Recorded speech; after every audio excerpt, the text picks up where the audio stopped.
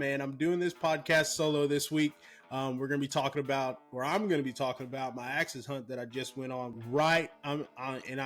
I'm talking right before dark. One of the axis bucks that Charlie wanted me to shoot stepped out on the side of the pond, and he was moving. I'd say he's maybe quartered away a little bit, but he's standing pretty broadside. So I go through my shot process and everything, pull the trigger, shot goes off, and I mean, you hear that whap, that bullet hit him and everything, and Charlie's watching him through the binoculars, and he's saying, good hit. Everything feels great. He gets hit, and he acts hurt from the start. He kind of plows him to the ground and then runs off in the brush, man.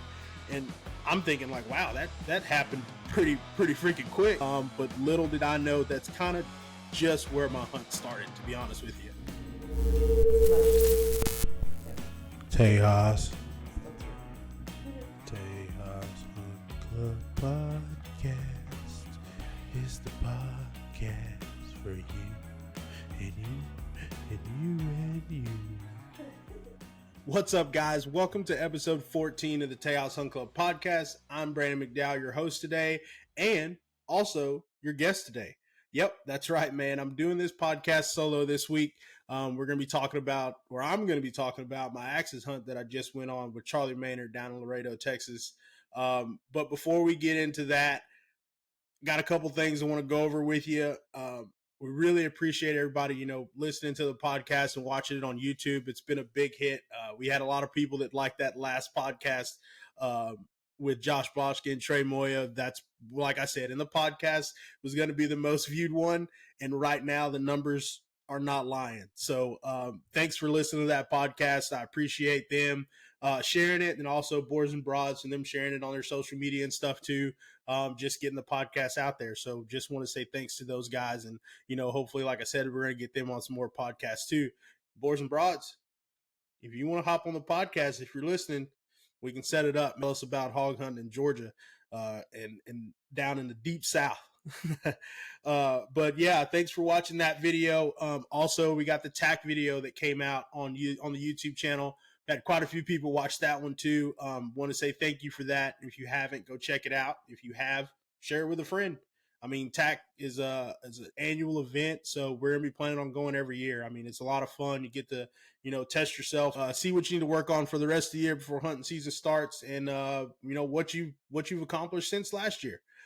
So if you haven't checked that video out, please do share it with a friend. Also, turkey season wrap up with Jared. We had that podcast that came out also.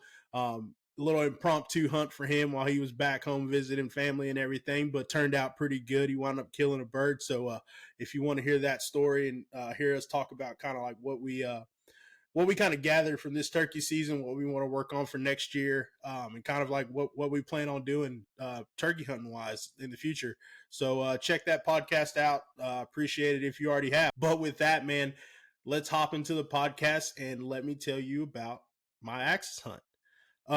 So it all started on Instagram, which most of my hunting stories do start on Instagram, talking to different people. And honestly, right now I've been seeing a lot of people post about things that have ruined the world, I guess you would say, and social media has kind of came up as one of those things. And my opinion is there's bad and good in everything, and it's kind of up to each person of what they do with different tools. For me, social media has been a tool to help me with my business. It's been a tool to meet new friends. It's been a tool to, go out and see new experiences and get to do new things. So my opinion is that social media hasn't ruined the world. It's more shown what the world was already doing, and kind of blown that up and let everybody else see what's going on too. So off my soapbox about that. But anyway, a couple facts about axis deer that I found looking them up, man. When I was going to do this podcast, I kind of wanted to make sure maybe if I didn't know something about axis, or kind of talk about some different things that axis and where they come from and things like that. So they actually native to Sri Lanka and India. So that they were brought over, actually the first time they were brought over were to Hawaii. They were actually a gift from Hong Kong to the king of Hawaii. So that's why you see a lot of people hunting axis deer over there on Maui and different things. So they have their own herd or of axis that they have kind of on every little different island. I'm not sure if it's on all of them, but it's on quite a few, at least Maui and Lanai for sure. But they were actually brought to Texas in 1932. I do believe kind of the Wyo Ranch had something to do with that. And then also, some of the universities and things that they were looking at, and probably some hunters too. Because I mean, there's guys that went over to India in the 30s and stuff to hunt tigers, and they probably saw these axis deer and wanted some on their ranch back in Texas. Which that kind of been a cool period of time to go hunting over in India and hunt tigers and stuff. I mean, I'm sure it got a little hairy and scary at times, but it seemed like a lot of fun. I mean, I'd have tried it for sure. But they're pretty big animals actually. If you compare them to kind of whitetails, the does usually range from like 110 to 135 pounds, and then axis bucks can get from anywhere from 200 to 250 pounds. So I mean, they're big animals, especially like I said, bigger than whitetail.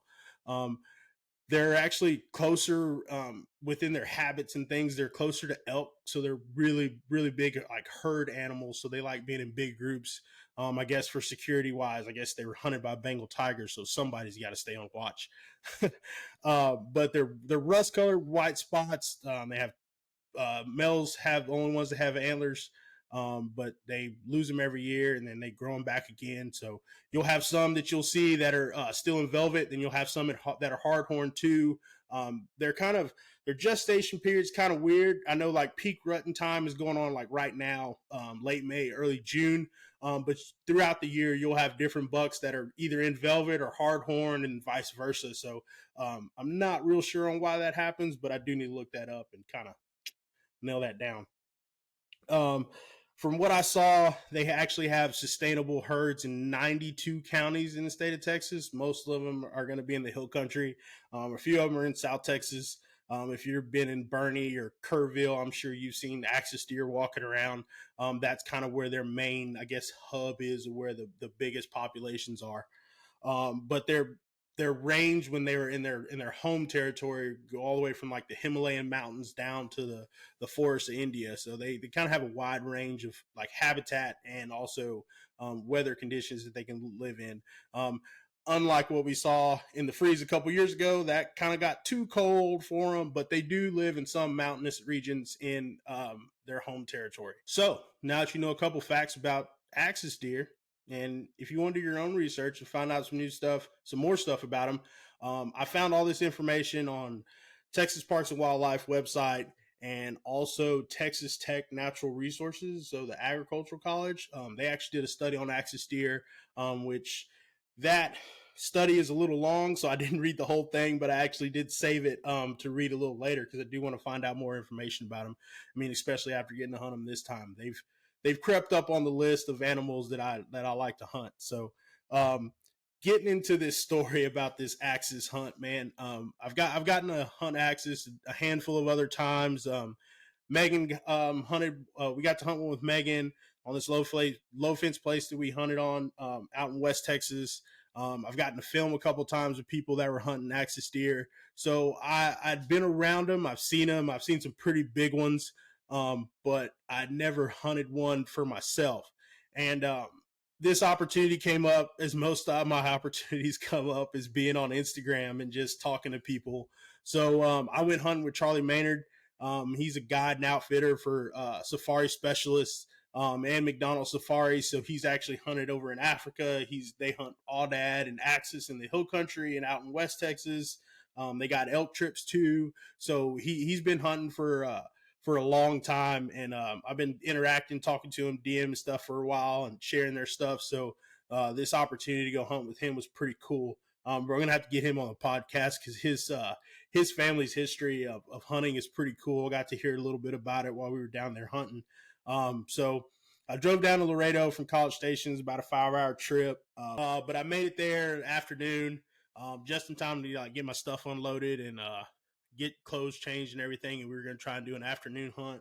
The plan was kind of just to scout that afternoon, and then the next morning we were going to try to make our way through kind of some of the areas where we'd seen them hanging out, and then also we were going to hunt water because they have to water every day. So that was one of the tactics we were going to use. This was a high fence hunt. I'm, like I said before in other podcasts, I'm not opposed to it. Some people maybe. To me, like I said, another podcast, depending on the size of the high fence, I mean, it's still hunting. This wasn't a put and shoot. This wasn't a little 20-acre pasture. This is 350 acres. I mean, most people's whitetail properties are 350 acres. We were just kind of hanging out and at the house, and then got me a nice little welcome to Laredo gift when I looked out the door. If you haven't seen it, it's on our Instagram. I posted a video of it, but a pretty good size. And when I say pretty good size, this is about a 4.5 foot, maybe close to 5 foot rattlesnake was making its way onto the porch, I guess. That sucks too, because it's right now.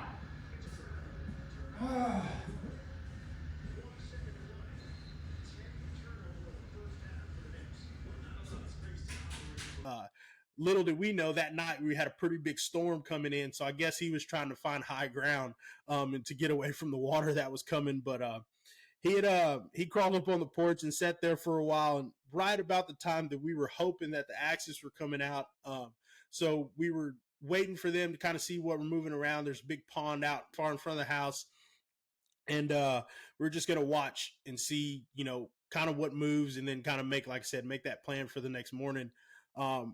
But we had to deal with that rattlesnake, and unfortunately we had to dispose of him in a non-quiet fashion.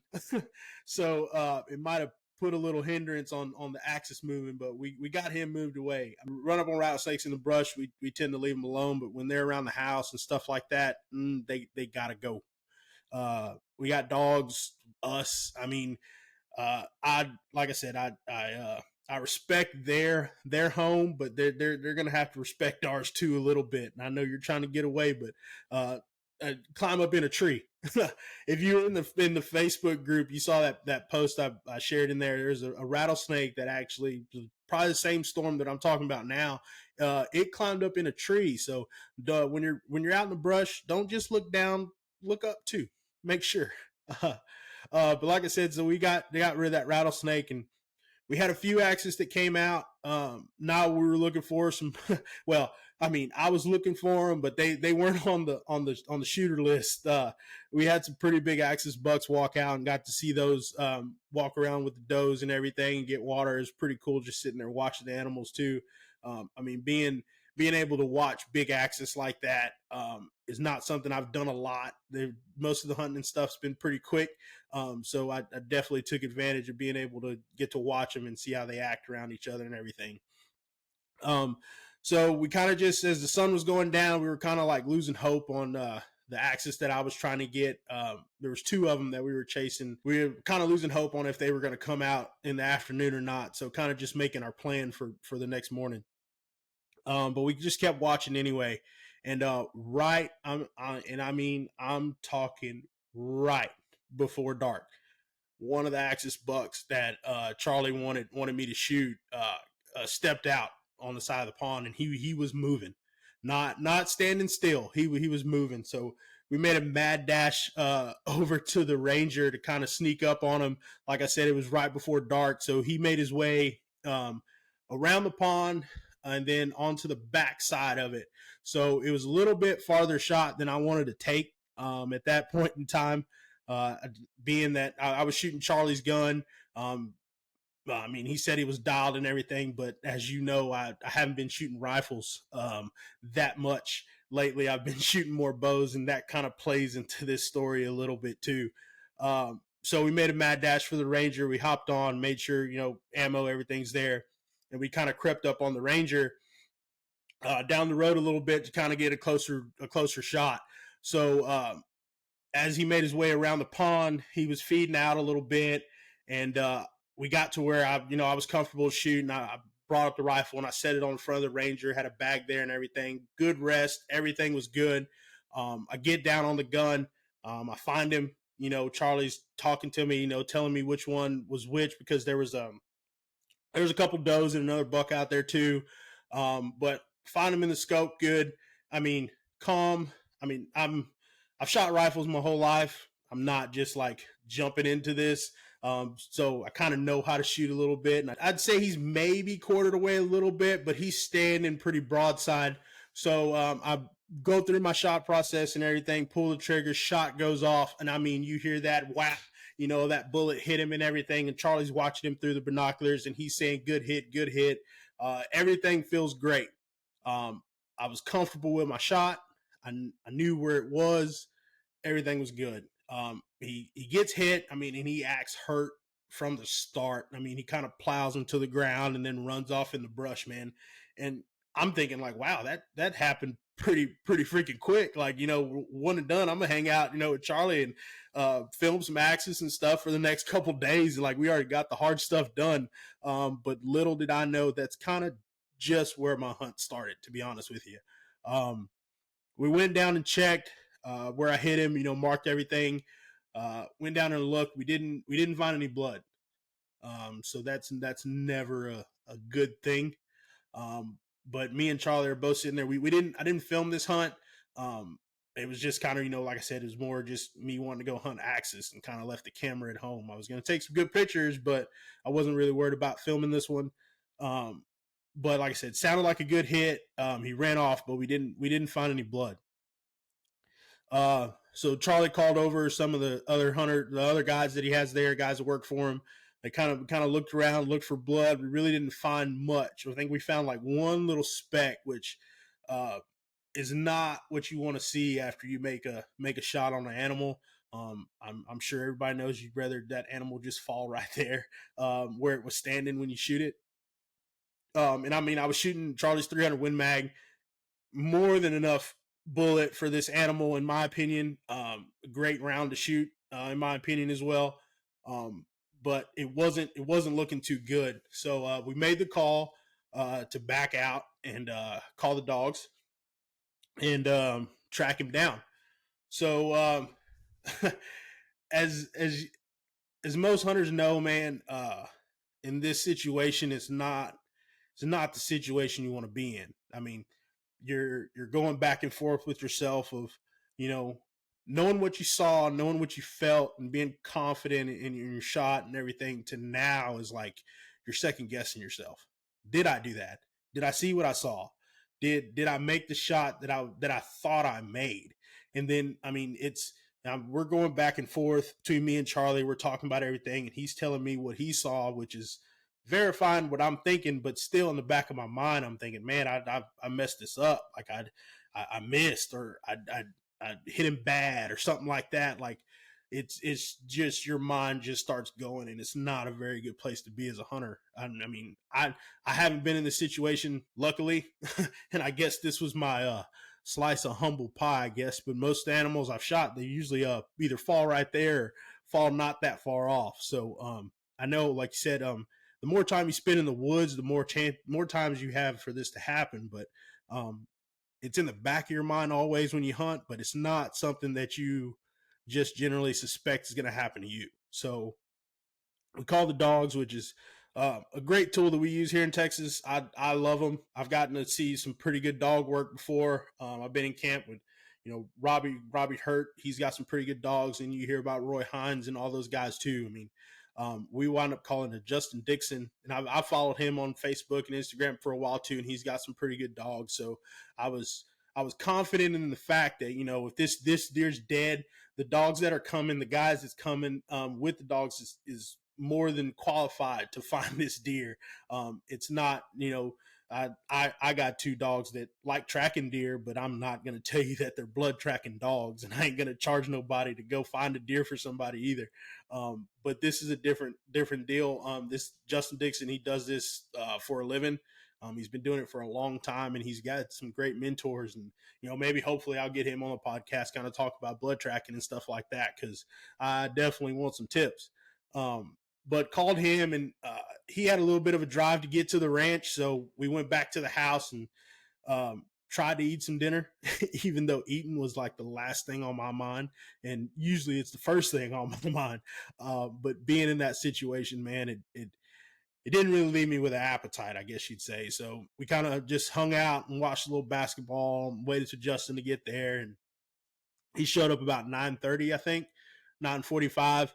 So once he got there, he unloaded the dogs, got them collared up and everything. And we dropped them off where I shot the axis. And immediately they hit the brush, which is a good thing, in my opinion. Like I said, we really didn't find any blood, so the fact that they found a trail was a plus for me at that point. I figured in my mind, I figured they'd run in about 250 yards and stop and bay, and either he'd be still there kind of hanging on, or he'd be already be dead, and we're going to go skin this axis and have a good night. But they trailed out about 720 yards from what Justin was saying was on the Garmin, and we heard them jump a deer. So we knew they were on something, that they were trailing out that far. And like I said, there's a bunch of other axis. There's addicts, there's black buck, there's all kind of exotics in this high fence, in this 350 acres. So these dogs are not just going to jump any random deer. I mean, there has to be something injured about this animal for them to be trailing this specific one. So in that instance, it made me feel a little bit better that, I did make a hit on this animal. Maybe it just wasn't as fatal as what we were hoping for. But this animal is hit. So they trail him about 720 yards. So he's still alive. So we take off after him through the brush, and like I said, it's about 9:30, 10 o'clock at night now. It's completely dark. We're going through headlamps, and I mean, you're pushing cactus and pushing mesquite and stepping over trees and stuff. And like I said, this ain't no just mowed pasture land. This is brush, and you got to go through it and follow these dogs to where they're taking us to this axis. And so the axis was heading towards the creek, which runs through this property, which that was another great sign that he was like kind of headed towards water. Usually the animals, when they're hit fatal, stuff like that, they kind of head towards water, either a pond or a creek or something like that. So that was a good sign. We tried to get there as fast as we could. The dogs had him bayed. We're making our way through the brush to that creek, and he breaks again. The dogs leave off behind him, and they go out about another 300 yards from there, and we're trying to make it there, and he breaks again. Well, at this point in time, I think he's moving pretty good. The dogs actually kind of got off that trail at that point, and he got away. The dogs came back to us, and at this point in time, we're on the way opposite side of the property from where I shot him at, and we start making our way back. We followed that creek again, just in case he doubled back and wound up dying in the creek. We walked that again, pretty good stretch, making our way back to where I first hit him at. So the plan at that point was to head back to where I hit him at, get the dog some water, let him rest for a little bit, then put him back on that trail again and see if they can get him jumped. Like I said, we knew he was injured because the dogs were trailing him, so it wouldn't have been anything for them to, find him again, hopefully. So we make it back to the pond where I shot him at, give the dogs some water and everything, and then we put the dogs back on the track, and they leave on the same track that they did before. Good sign. They head out, and they strike him again. So I'm guessing he made a loop back to where he was earlier and kind of bedded down. But the dogs strike him again, and he starts making the same pretty much track that he did the first time. He went out 720 yards to the creek. The dogs bait him again. And this time we're like, man, we're just going to head through this brush, cut back to the pond, and hopefully, we'll go behind the brush and where the pond is, and he'll make that loop again, and we'll be able to see him. Well, lo and behold, as we go back to the buggies, because we were going to go back to the creek, but we wound up staying there, and we see the dogs are coming back towards us. So we're thinking that, they lost them again. We're just going to hunt this deer for the next couple days, and we're just going to call it good. But the dogs are moving pretty quick back towards us. And we're looking up, and I'm kind of looking, like I said, it's pitch black dark now. Right now, it's probably a little after 11:30, closer to probably midnight. and I can see eyes coming, but I don't see two sets of eyes, which would have been the dogs. And the axis that I hit is actually hauling ass back to us, making that loop again. He caught us off guard. We weren't really ready, thinking that he was coming back to us. We kind of thought the dogs had lost him again, but they were just trailing him back to where we were. So he actually ran probably within 50 yards of where we were standing.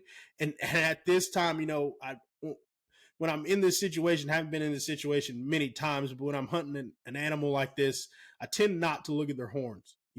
I feel like most people, when they go to shoot an animal, whether that's with the rifle or a bow, and they go look at the horns and they get excited. So I don't want that to happen to me. Once you tell me, or once I'm with somebody, that's the deer we're going to shoot, I'm looking at his body the rest of the time. I'm trying my hardest not to look at his horns. So when we saw this deer, I trusted Charlie that, this was the one. So I didn't want to freak out. So I didn't look at his head. But at this point in time, I can see him. And he's a pretty big axis, man. And he runs in the brush, and the dogs lose him. And we're kind of like, at that point, man, it's hot, it's humid. We've been going for a couple hours. I mean, the dogs are tired. We're tired. I think when I looked at my watch or my phone, we had gone about almost 3.5 miles walking through everything, trailing this deer in that time period.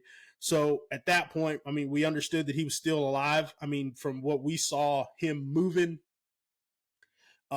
he was moving pretty good, enough to outrun those dogs, which, comes back to like, this whole situation was pretty confusing, as, knowing that these dogs wouldn't get on a deer that's not injured, but the way he was moving and how fast he was moving did not look like he was hit or injured.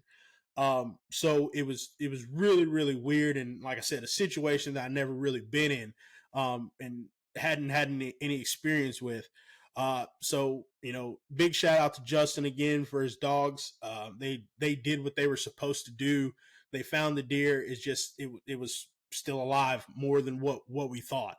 And then we still couldn't figure out, if he's hit, how bad is he hit, kind of that whole deal. So we wound up, just loading the dogs up, and Justin went home, and we didn't get the deer. So this is night one, and I didn't really sleep too much that night. I was excited and anxious about, hunting again tomorrow and trying to find this deer. I mean, last thing you want to do, or last thing I want to do, just to speak for myself, last thing I want to do is, shoot an animal and like have it suffering like that. That's not how I want to hunt. It's not how I want to do it. I want to make sure that, if I'm gonna shoot something, it's gonna die as quickly, as fast as possible. Just for my moral standard, and also for meat wise, man. I mean, having an animal stressed like that does do things to the meat and makes it sour. So, one of the biggest things about this hunt was the meat. So, there was kind of a lot I was thinking about during this time. So, went to bed that night, for what I could, and got up the next morning, and we're gonna go hunt. So we made our way around the ranch. I mean, multiple trips. I mean, we looked for buzzards, we looked for birds, we looked for everything to see if this deer had passed, or even, if we could find this deer again. Um, we sat there. We went to the pond again to see if he'd come out to get a drink. If he's injured, that's the water's kind of what they need more than food, or what drives them is water more than food at that point in time. So we didn't see this deer. We saw multiple other deer during this time, but it just wasn't the one we were looking for. So that next day, I mean, passes. I mean, like I said, we made multiple trips out, didn't find any birds, didn't find anything. Went to bed again that next night, not very happy with myself at that point. Just, you think about all the things that you could have done different in that situation. Even prior to that situation, shooting more. I could have got a better rest. I could have done this. I could have done that. But at that point in time, it's not really anything you can do. But keep hunting and try to find them again. The second day, kind of the same lot of the same like first. We saw more axis that day, but we didn't see the axis that we were looking for. So once again, went to bed and not in a very good mood. We woke up that next morning, and it was the last morning I was going to be there. We were going to make an extra hunt and try to find this deer again. Once again, this whole time, we don't find birds. We don't see buzzards or anything like that flying around. So this deer's got to still be alive somewhere, hiding in this brush.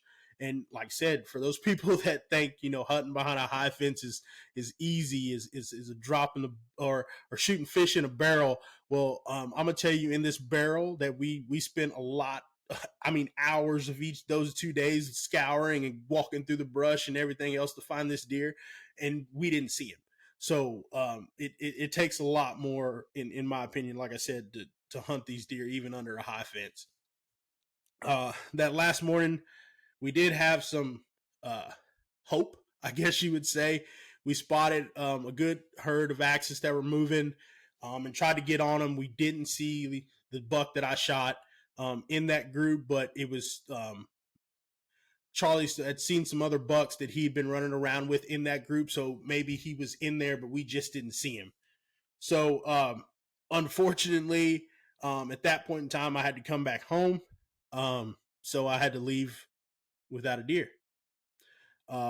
Charlie, man, is a stand-up guy for sure. He sent me home with some axis meat that he had in his freezer, and he told me, he said, "Hey, man, I'm gonna keep looking for this deer. If we find him dead, I'll give you a shout, and we'll get his horns and stuff for you. But if not, if I find him alive, I can call you. You can come back down here and shoot him if we can hunt him again." And I said, "Man, I greatly appreciate that. That's more than what you'd have to do for sure." So we had a plan at that point in time when I was leaving, that Charlie was going to look for this deer, and the guys that work on the ranch were going to look for this deer. And if they find him alive, I was going to come back down and hunt him again and try to get him. Or if they found him dead, they were going to get the horns and everything for me to have. So it was a long drive back to College Station with no deer. I'll tell you that. It was, and like I said, appreciate everything Charlie did, but I was pretty upset with myself and at the way I approached it, and the things, of course, like I said, things you could have done better, the things you should have done, all that stuff. But it all boils down to it's hunting. It's not just like a pastime. It's actual life and death, and it's things don't always work out the way you want it to work out.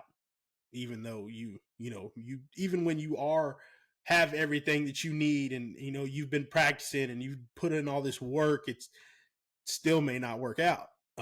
So like I said, it's the first time this has happened to me. It was a new experience, so it was just something I had to deal with.